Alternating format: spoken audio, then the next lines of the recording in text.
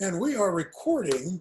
And I have a guest speaker right now who I've been working and knowing and talking to for many years, but he's one of the most impressive people I've ever met. But when he walked into my office as a soon-to-be graduate student in the master's program in journalism and mass communications at San Jose State, one of the first things he told me was, I'm going to get a PhD one of these days. Look over my shoulder. He did it. Jamie Williams, Dr. Jamie Williams, welcome to the program. Yes, sir. Thank you. Professor Rucker, this is amazing. You know, it's been a number of years, but man, I tell you, just looking at you brings back amazing memories, all good. You talk about, going to the institution of higher learning to search for truth. Man, I tell you, it was great. I got a chance to do that while I was chasing linebackers on the weekend. Exactly. We should tell everybody, you were playing for the 49ers when I met you. You went on to play for the Oakland Raiders. You played with a variety of teams. But right now, tell us what you're doing with your life right now. Well, okay, so after I kind of knocked off the cobwebs of not being in school and went to do my graduate work under your tutelage and others, I knew I wanted to get more information, more education, and I, went on to the University of San Francisco and got my doctorate in leadership and organizational design. And I didn't think this was going to happen because I was consulting, doing some consulting work for IT companies on leadership, and I got an opportunity to build an athletic department from zero, and that was at the Academy of Art. And I'm like, a hill? You want me to climb a hill? Okay, let's do this. And it was one of the most amazing things I've done. There are Division II program, the Urban Knights, the only art institution in the NCAA, and to build a team and bring that to prominence was awesome. And I still sit on the board of directors for the university. But I left there and I went to the University of Nebraska. I was recruited back by my former head coach, who was then the athletic director, Dr. Tom Osborne, the legend. And that was awesome. That was a good experience to be in the Big Ten.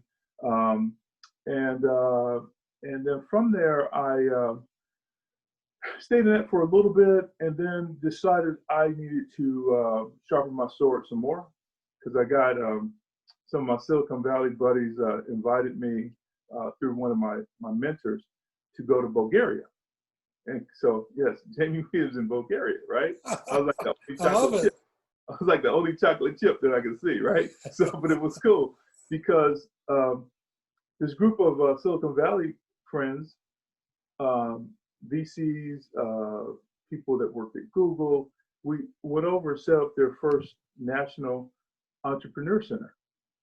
And that was amazing. And I had been around the world a few times before, but never Bulgaria, a country that's only 30 years, out of communism, Mm-hmm. And so that was amazing history, amazing people. And so we built the Entrepreneur Center, and I ended up teaching over there. And at the time, I was like, you know what? There's this international thing. I need to sharpen my sword, add a few more tools. I went back and got my MBA at the University of Nebraska, my alma mater, and I focused on international business and supply chain. And that was amazing. And then I would go over to Bulgaria, back and forth and consult with companies while I was doing that, and just to make sure I knew what I thought I knew. And so now, I just finished my MBA in May. So now I'm looking to do something entrepreneurial, and/or get back into the academic game. We should let everybody know also you're an accomplished writer. Your film, what was it? Any Given Sunday, years ago, was produced by Hollywood, and now you've written a screenplay. Talk a little bit about that. Yeah, well, actually, I've written a number of screenplays. You never stop writing. You just, unless you want to. But it's kind of like Stephen King. I mean, he had written, and was rejected on, probably 10, 15 books before he got his first big hit, which was Carrie. So I've continued to write screenplays, period pieces, sci-fi, buddy films, um, kids comedy, actually working on an animated series right now. That Wow. it's kind of like people, some people like to go and play bridge, or they like to go and work in their garden. Well, I like to take my historical knowledge and my creative uh, uh, acumen and put together stories, put together something that's going to project universal truths, that's Right. going to transcend, gender, race, culture. And so that's what I do. So one of the stories, I think one that I sent you was Hmm. about the 1951 University of San Francisco Dons football team. Right. Last time they had an intercollegiate team, but it had arguably the greatest single-year football team in the history of the game, because there were 3 future NFL Hall of Famers on there, as in Ollie Matson, Gino Marchetti, and the geek Bob St. Clair, and then they had about 7, 8 other guys that became all pro off that one squad. Wow. And this wasn't one at the time when you had 90 man or 100 man roster. I mean, I think they had like 30 guys on the team. So they went undefeated, and they ran into some racial issues because they needed bowl money. The Jesuits are about making sure they keep their books straight, and if athletics if they're gonna keep it going, they needed to get some bowl money. And at that time, all the bowls were in the South except the Rose Bowl, and so you had to get one of those guys to pick you up. Well, at that time, they usually tried to get the team to leave the black guys behind. USF wouldn't do that, and they had 2 black guys on the team, Burl Toller, and who was the first black NFL referee, and Ollie Matson, who played for the Rams as a Hall of Famer. And then also they had a savvy PR director by the name of Pete Rozelle, who goes on to be the first commissioner of the NFL. So amazing story. I got a chance to interview 90% of those guys on that team, and I think there's probably only 1 or 2 living now. Wow. That's just amazing. They say write what you know. Yes. You had 12 years in the National Football League, as we mentioned, with the 49ers and the Raiders and other teams. This is a good segue to get into something I wanted to talk to you about, and that's COVID-19 and what's happening in professional sports and in collegiate sports. As we do this interview in the middle of August of 2020, many sports college leagues have decided, nope, we can't risk it. We're not going to play. Others are still debating it. Talk to me about, first, how that decision is probably being made. Then I'll ask you, as a former player, how do you feel about it? How do you make that decision, though? Well, okay, so you got these. Let's start with the NCAA. Those teams. Well, the conference is run by. They have a commission, but it's run by the presidents. And so the presidents understand that these athletes are students first, and that though it makes a lot of money, football and the other sports are extracurricular. And so they understand the science. They listen to science, that by nature, and they should. And they understand the risk. It's kind of a risk reward deal, and I think the risk is greater than the reward. And I think a lot of presidents see that. And because historically, nature wins. Historically, to survive against nature, you adjust as humankind. Nature doesn't adjust. You create the vaccine. You social distance, because nature, a hurricane is going to do what it does. A virus is going to do what it does. And so I think they understand that. It's something we've never experienced. And there's tough decisions because, when you talk about sports, you're talking about big egos. You're talking about people who want to go out and show, they can play in the Coliseum like the Gladiators. Or they can, they can go up and spike balls and dig balls and volleyball and be the one. Well, especially in football, I mean, you're up close and personal. I mean, you can't get around. You can social distance in a classroom and wear masks. But in football, you're breathing down each other's neck. I mean, I can't tell you the number of games guys got in scuffles because somebody spit in their face. I mean, that's real stuff. Unfortunately, the young guys are about testosterone. They want to go out and be the gladiator and the warrior, and don't see the long run. They can only see things in the short run. I want to play now so I can get drafted. Well, if you get COVID and you get inflammation of the heart, then who's going to draft you? Because you can't pass the physical. So they forget about that and don't understand you're young. You know what I'm saying? You can play in the spring and still do your thing. Right. If they're going to give you your eligibility back, stay out of trouble, and you'll still get your shot. Well, and the other concern is young athletes in college as well as young athletes in the NFL don't just go home and stay sheltered normally. They go out, they have fun, and professional people have money, so they can have a really good time. So how do you keep a team with 58 players or so doing the same thing throughout the entire season to stay safe? We've already seen in baseball in the year 2020, some teams like the St. Louis Cardinals haven't played more than 5 games at this point in our time because of COVID-19. They tested positive. Yeah, well, football, pro football and pro sports is a different story. Yes, because they're getting paid and they can do things that wealthy people do.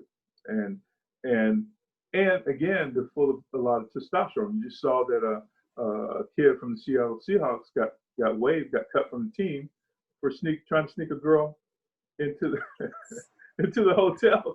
And you're like, just calm down. You know what I'm saying? But yet it's hard to get young people to do that. Again, it's like herding cats. And I think that the pro football player probably understands it better than the college player. The college player, especially in the scholarship sports, I mean, like football and basketball, the full scholarship sports, that you have your scholarship, so that's your value, right? Right. Get your education paid for. Well, the NFL guys, the NBA, the MLB guy, the NBA guys, they have a contract. And so what's tied to their contract? Your health and well-being. If you're a little crazy, you got your mind right, well, you can't make the team. If you're not physically able to do things the right way, you get cut. So they make decisions. You see a lot of those guys are opting out of the season. I get that. Because they're thinking long run. The college guys are still trying to get to where the pro guys are, and so there's a lot of overzealousness there. And the problem is they all want to play. I mean, I get it. I mean, they're young people. I wanted to play. You're ready to run through a wall. However, there's an economic part of this, and that's a part that sometimes gets lost in the noise. Is that it's big business. Pro football is, college sports is big business. Sometimes that guy that's gonna give money to the journalism department, he wants to pay for a skybox at the football stadium because that's his escape. So you do that for me, give me, I'll put some money into journalism or business or whatever. So and then obviously in sports, they put on the biggest games in the world, the World Series, the Super Bowl, the NBA All-Star game, championship games. So there's an economic part of that. And that's the thing for me that I've been struggling with is you have two ideologies that are at battle right now because of the virus. Well, and also because of race. So the two viruses that are going on right now. And Right. two ideologies that's stirring the pot is the battle between democracy, you know, the inalienable rights, the pursuit of happiness, the equality Hmm. against economic prosperity, capitalism. Those two things are doing this, you know? It's about the economics. It's about the economics. Well, no, well, you know, it's also about protecting people, keeping people safe, equality. So you can throw race into that whole deal too. And and so which one wins? Well, they're supposed to do this. They're supposed to be interdependent. Okay. But now we got them out here.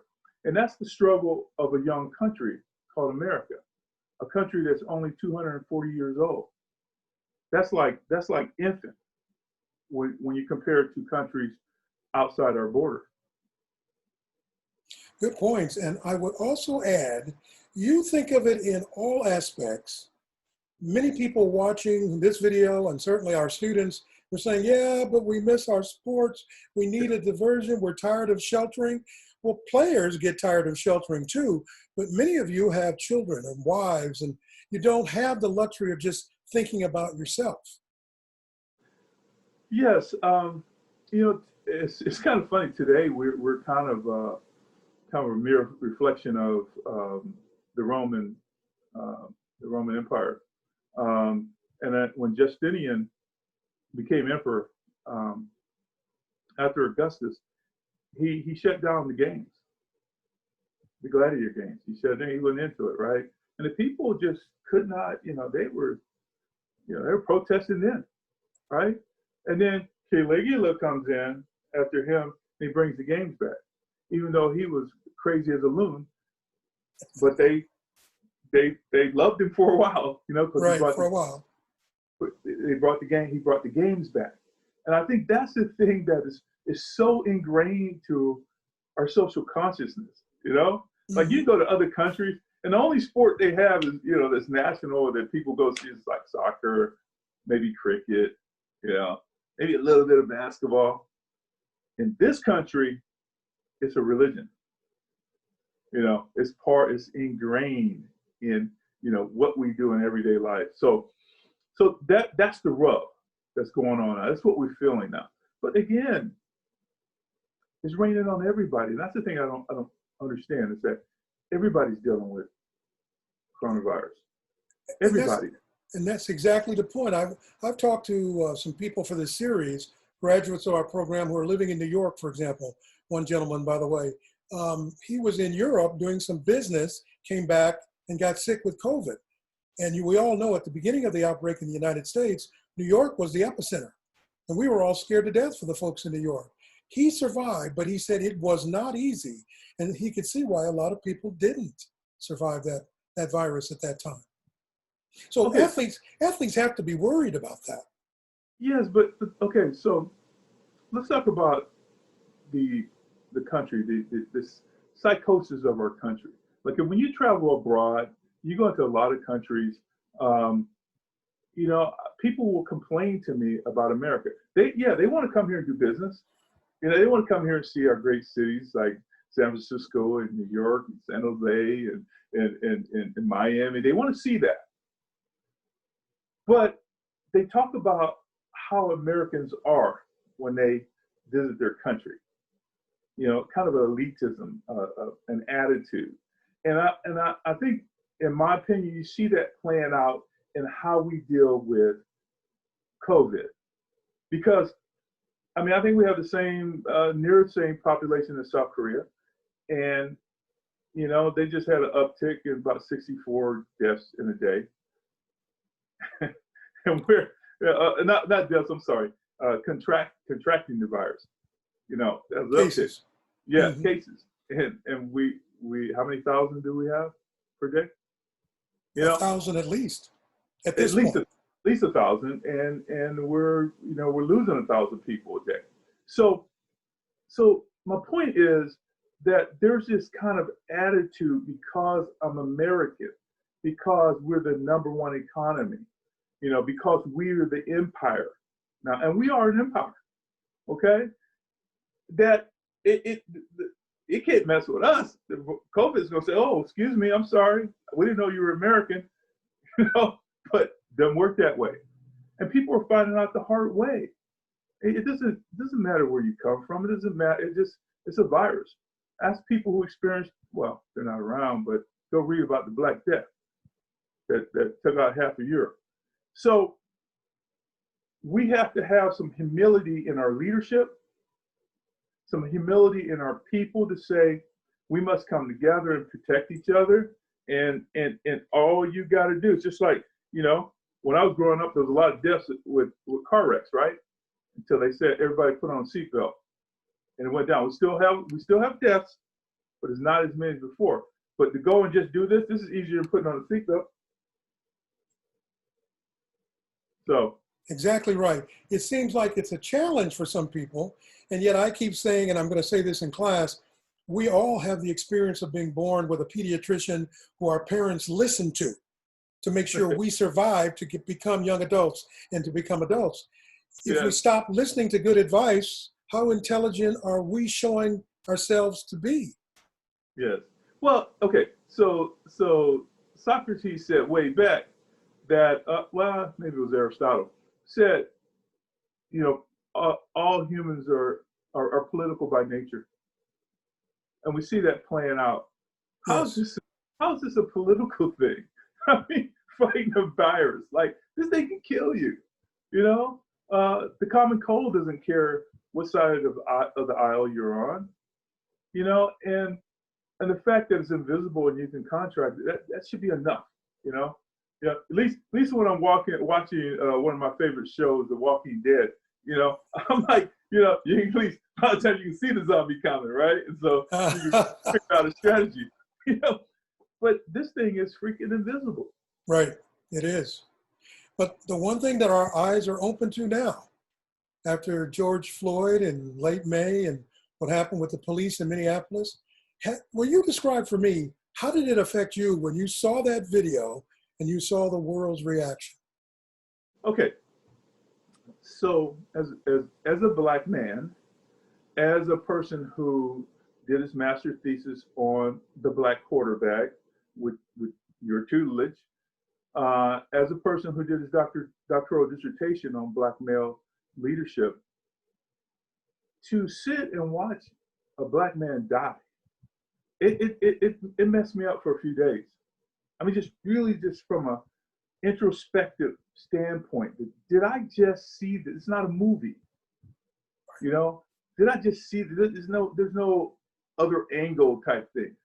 I just watched this man expire in my face when he could easily be alive, and it hit me hard. It hit me really hard, and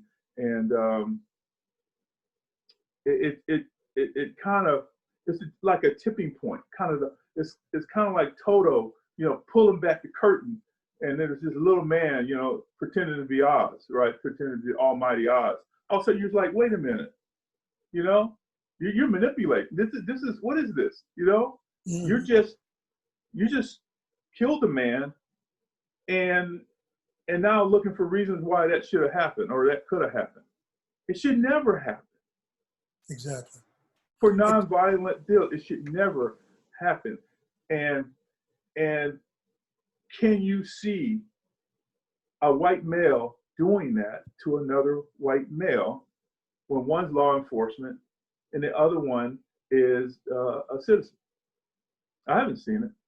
I haven't either. And I must say, this summer I spent some time, because I teach students how to talk about racism in the class that you're talking to right now, one of them.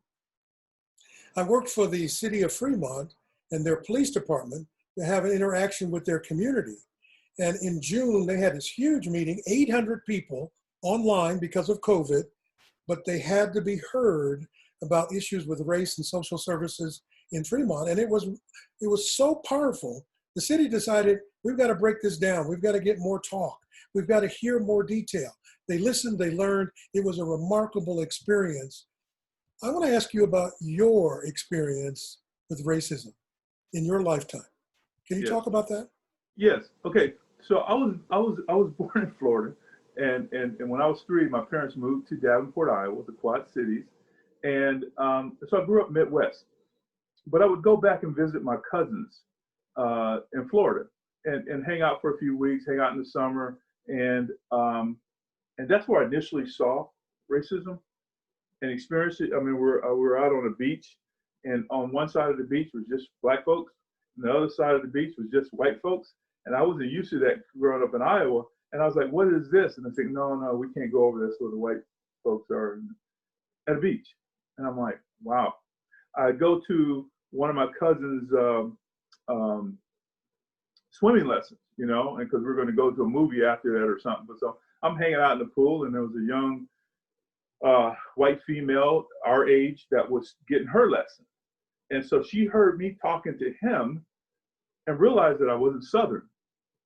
And so she came, "Where are you from?" And started just talking. And I was like, "Oh, I'm from Iowa." And I said, "Oh, Iowa, I've never been." And we're just having a young person. I was probably like 13, having a young person conversation. My cousin freaked out. Like, "Don't talk to her. You're going to get us in trouble. Do not talk." I'm like, what are you talking about? Different experience in Iowa. Very blessed to have that, because in Iowa, we didn't have any affirmative action, or we didn't have segregation. We didn't have all these things that you hear about out in the bigger cities. We just got together, and my cousins would freak out because they're like, "A white person spent the night at your house?" Yeah, sure did. Yeah, had soul food the next day. So they're like, "You stayed over at their house?" "Yes, I sure did. And had beef stroganoff, the next day." So, and one of the things that when I left Iowa, that's when I started experiencing, because we got a great education in Iowa, but sometimes they kind of glossed over the race stuff. And so you go to college and you start studying deeper, and you're like, "Whoa, what?" Now, also, I didn't know anything about the Jewish experience in Germany. I didn't know anything until I got to college. I'm like, what are you talking about? Now, here I was a near straight A student and took the history class, and I didn't know anything about the Nazi not internment camps, but concentration camps. And I got in college, and I was just stunned. And of course, I started reading everything I could about it, because I didn't know that, right? But then when I look at the history, Davenport, Iowa, is a German settlement. That's mostly German. And we had Oktoberfest every year, right? Exactly. So, and most people just think it's just about beer. Yeah, it's more Yeah. than just beer. I didn't have to fly over to Munich, even though I want to do that one day. So here's the problem I see. For some people, they think that talking about race, all of a sudden, "Oh, you're less white," or "You're less Swedish," no, you're not. You're enhanced. You should know the truth, especially if you're in college. The whole point of college is search for truth, search for meaning, search for self, and you learn self by studying others. That's how you learn self. You find your voice by studying the voices of others. Okay, so, and I'll be honest with you, it's worked for me.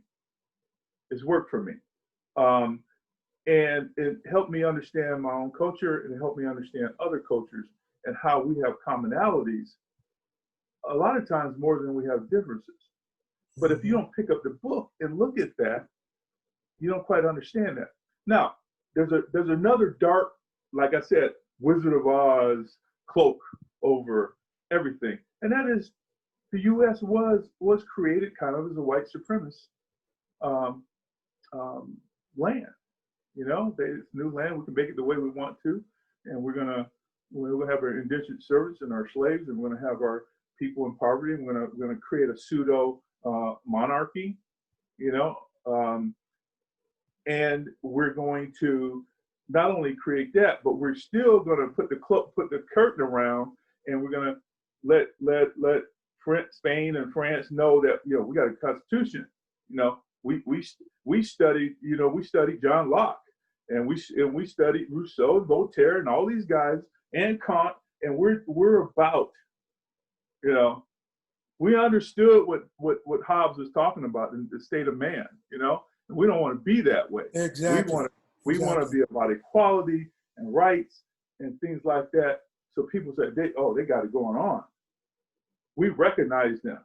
So Britain, we recognize them as a sovereign country. And so we got our independence from King George, right? Mm-hmm. But yet underneath that, behind the curtain, we got this caste system that kept people back. So we will never live up to our ideology until, we kind of break down that system, Mm-hmm. and see everyone as American citizens. Now, here's the key to that. And I'm very adamant about this part, is that just like any organization, any company, you're no better than your internal capability. So you can talk about China, you can talk about Russia, you can talk about all these other people that are competing in the global economy.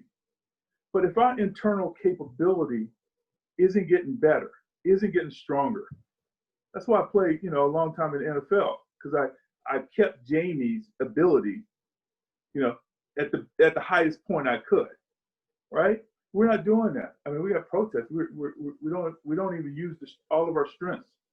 Okay, so I'm kind of rolling here, but just let me wrap up with this, because there's a lot to unravel.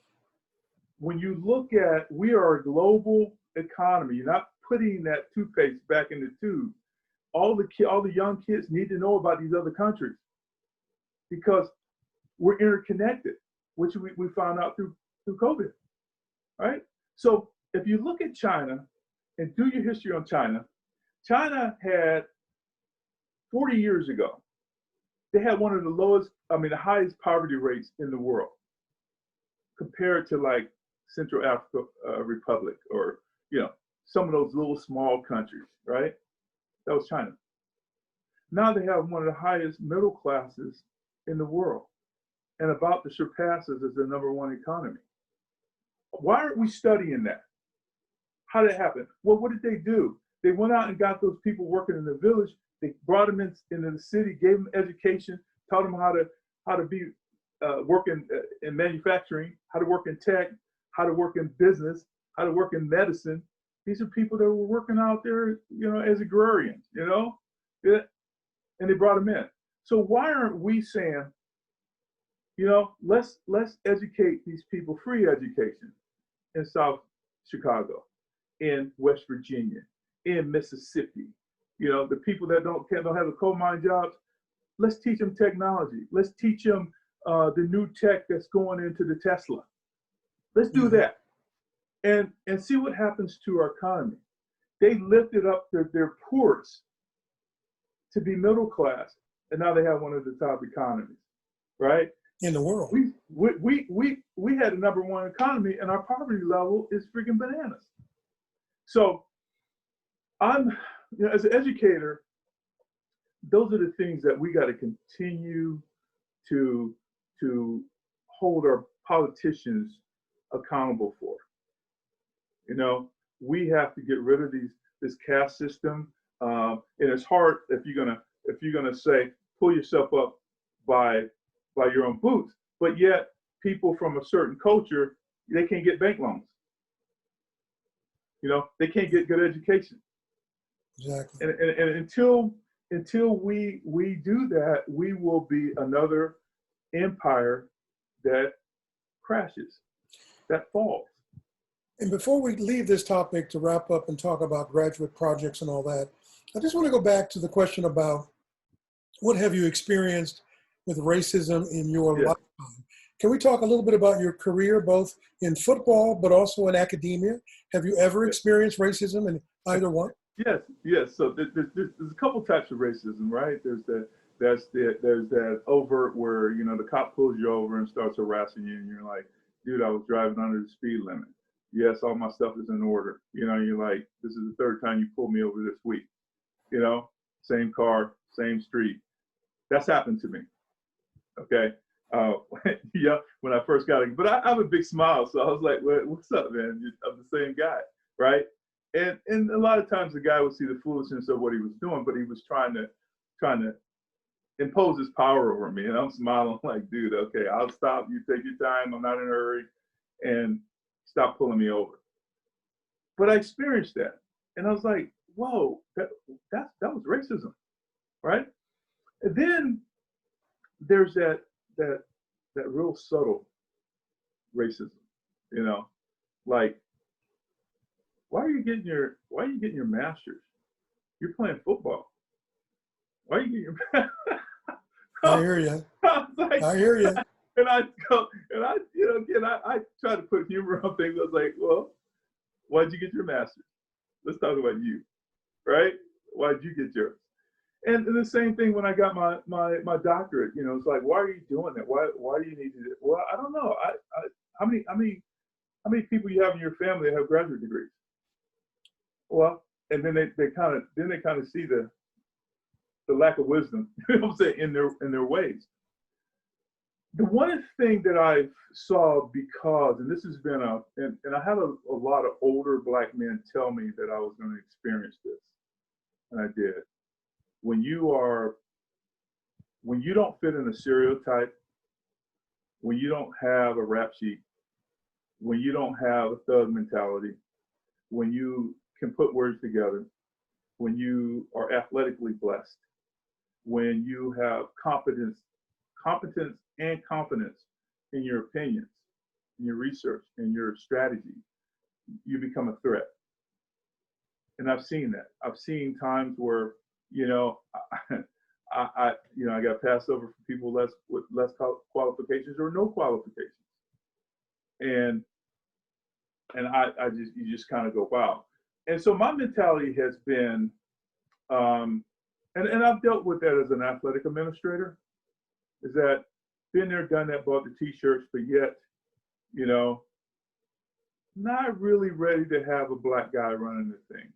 You know, that's the message. Because you sit there and you go, well, what am I missing?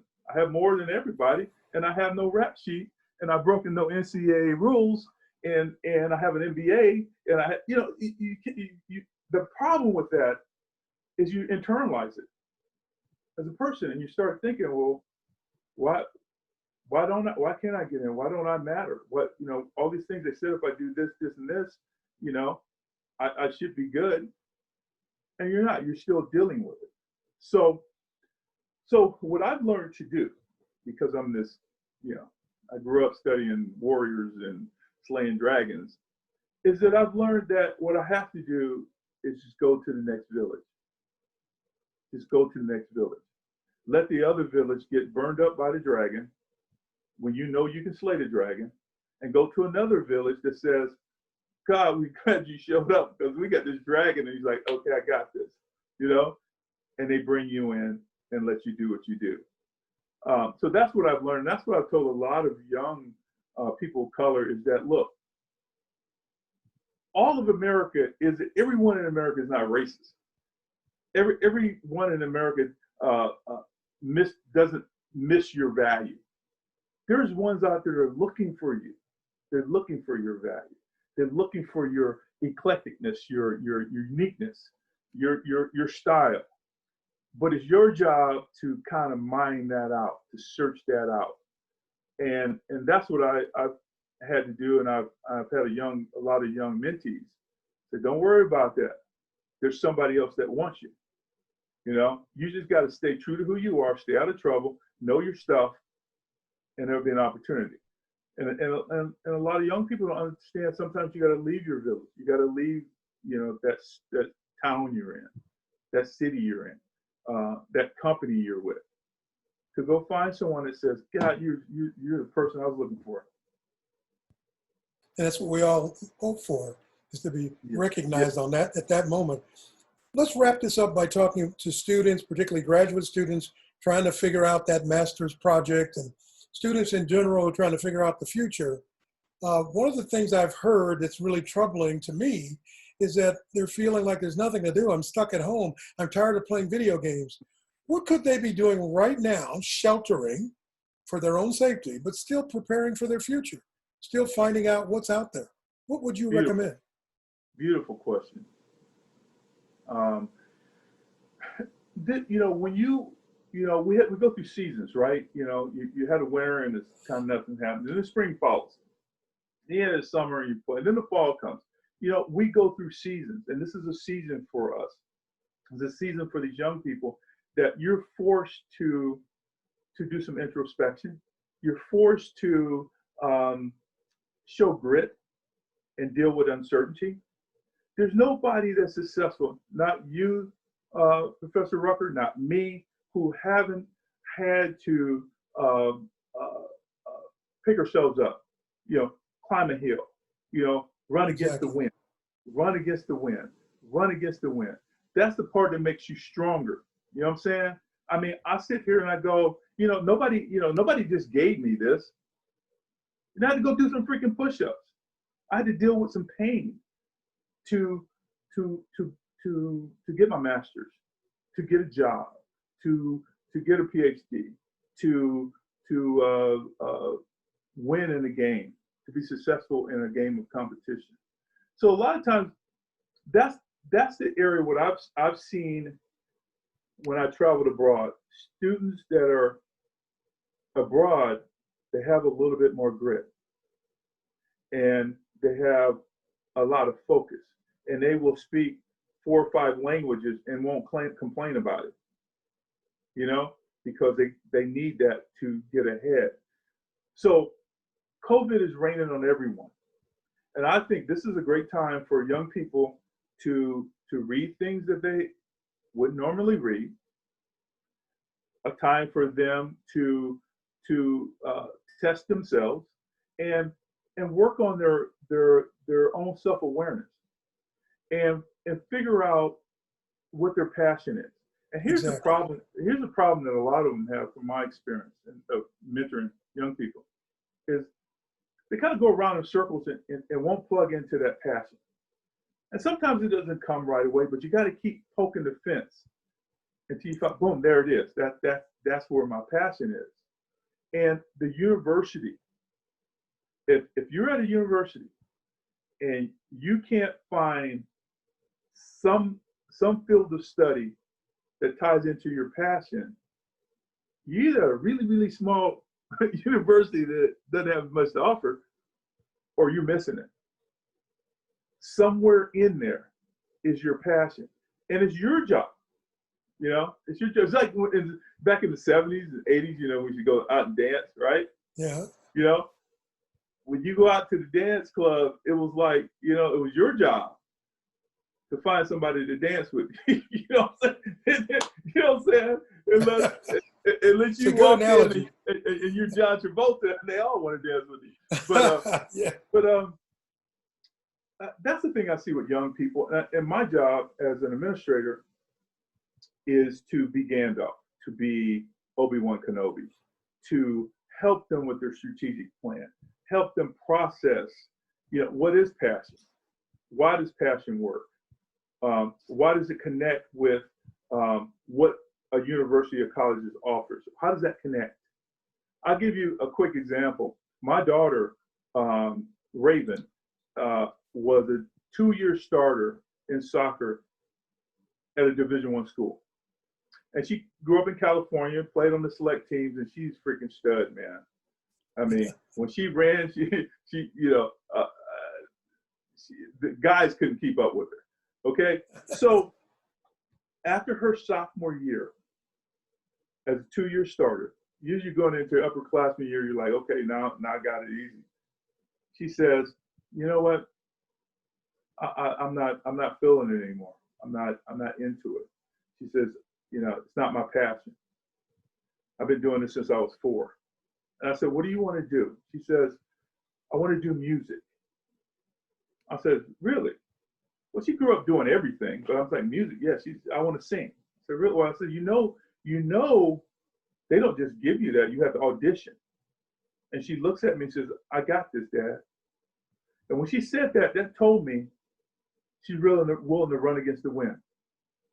That's her passion, and she's willing to fight for her passion. Well, right now she can see the finish line. She changed her major, and she did her audition, and she sings in front of people, and she sings in foreign languages, And it's like I haven't had to hold her hand, you know, because she said, this is what I want to do, and I'm willing. And that athletic part, I think, helped, because in athletics, you know, you're on the team, but that don't mean you're the starter. You got to beat somebody out, and you got to go up against an opponent. Well, she put that into her study, and she's just in hog heaven. You must be proud of her. And I know that the way you communicate, you like being in the classroom, so you probably miss being able to do that now, just like we do. We really would like to be able to be with our students. As we wrap this up, the graduate students are probably wondering, well, what about this project? When you tackled yours, I remember it was about Black quarterbacks in the National Football League were few and far between back in the day when you were in college doing your master's degree. What would you tell them today about what should they be looking at? What should they be considering? If you were doing another master's, what would your project focus on? Yes. Okay. Again, man, you've definitely been in the business. That's another good question. You need to get back on TV, man. No hair anymore, man. They won't take me. You're gray. Can't do it. That's the word that you got the Master Yoda going on, you know.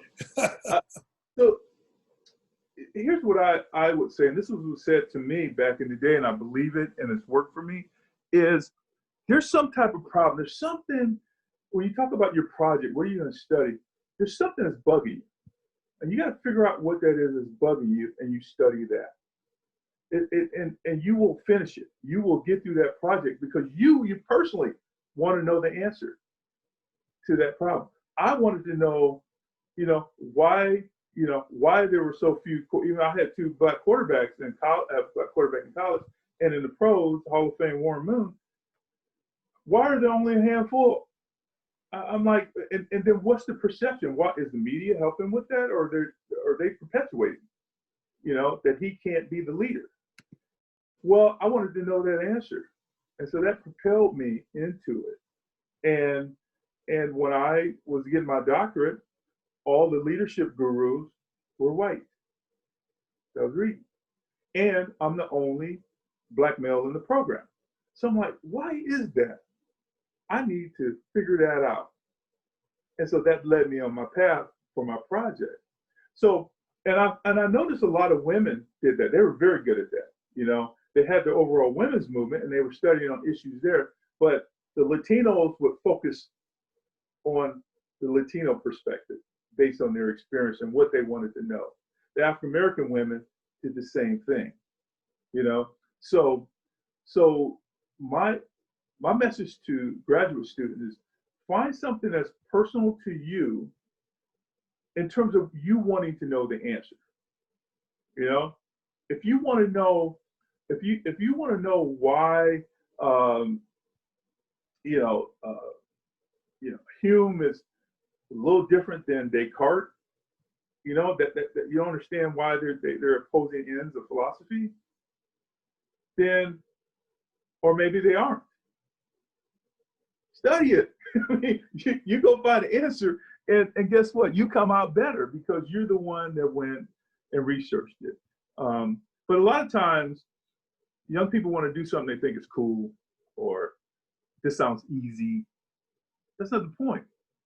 The point is, it's like Newton. He's like, man, everything keeps hitting the ground. I need to study the laws of motion. I need to figure out this thing called gravity. So I'm going to go study that. He wanted to know. Einstein wanted to know, is time in a straight line or does it curve? Is it relative? Very good. Very good. And he, you get me going, I can go there now. And here's my point though. I'm still the dude from the hood. I'm still a dude that grew up in the hood. And I think that's what young people don't understand is you only enhance who you are. You still are who you are and where you come from. The whole deal is to add some things on top of that. But exactly. I can still moonwalk, and I can put on a fake afro. I can still do that. Don't do it, man. Don't do it. But if you want to talk the Middle Ages and why it wasn't dark like people thought, if you want to talk about you know, the Egyptians, while they're mathematicians, their mathematics is what inspired Pythagoras. I can do that too. But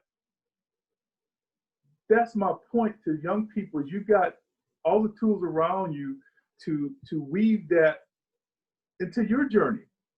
But you got to be willing to, like when you and I were talking, I mean, we were talking about Fellini and we're talking about Eisenstein and Bergman in terms of filmmaking, and, you know, why that was, embrace that.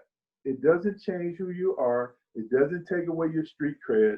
What it does is it enhances it. You make an excellent point, and you made me just think, if Einstein can be thinking about something as big as the universe, and gravity was on the minds of Newton, what's on the minds of young people right now? Social media. What are the ramifications? How's it going to evolve? Who's going to be the thought leaders in social media? You got a whole big universe there that's growing like crazy, and nobody's really gotten a handle on it. You only have to do one topic, but as a project, you have to work as a team. Did you enjoy working with teams, working with people on teams, not only as a player, but also as an academic? I tell people all the time that I've been on teams all my life, and I know how to lead and I know how to follow. And when you're on a team, that's what's critical, is that sometimes you gotta, you know, it's delegated to you. You just handle your business. Other times you got to be the first one over the hill and you have to lead. I think team experience is some of the best things that people can do. There's two things. There's one, self-actualization, right? Which is what Maslow wants us to get to, the top of his pyramid. But that's part of you creating your emotional intelligence. How are you self-aware? That's the first thing. Then the second thing is get on a team and bring that self-awareness to that team. That's where the value is. And embrace it. And there's one other part that is very critical. I just, when I'm around young people, I tell them this, just do it for Jamie, do it for Dr. Williams if you can't do it for you. Or do it for your mother, right? I was like, look, if you can't find it for yourself, find someone else to motivate you. Is whatever you're studying, study the history. Don't be so America-centric that you don't look what happened before. And when you do that, man, I'm telling you, it's like Neo from the Matrix, man. You can start like dodging bullets. You know what I'm saying? You start seeing things that you go, wow, wow, that makes sense. But if you don't study the history, and I can talk to kids now, they have no sense of history, no sense. And American history is it's a little bitty package history, you know, but it's tied to, you know, all of this other stuff, right? You know, it's tied to the Carolingian. It's tied to the Greeks. It's tied to the Romans. It's tied a little bit to the East, if you really look at it. But if you don't give you a chance to study that and know what you don't know, then you're limiting that great capacity that you was given, called the mind. You're limiting it, you know. So I'm all about doing push-ups physically and doing push-ups in the brain. Very good. I like that. And and I'm going to say this out loud so everybody will remember this. Silicon Valley, listen to this guy. If he comes knocking on your door, he came knocking on my door once, and I will never forget it. And it's been one of the most impressive experiences. Dr. Jamie Williams. Well, wait. Well, go ahead. You're welcome. But you know what? You got to pat yourself on the back. Because I came in your office, yes, I said, this is what I want to do. But in my mind, I'm like, can I do it? Can I do it? And you're like, okay, let's get started. You know, we're going to do this, and we will meet, and I will coach you through it. And I was coachable. I was like, okay. Right. You were. You know, so that's my other message to young people. Find your mentor that will coach you and be coachable. Very cool. And use this Zoom technology to connect with those mentors instead of complaining about having to use Zoom. Make it your asset.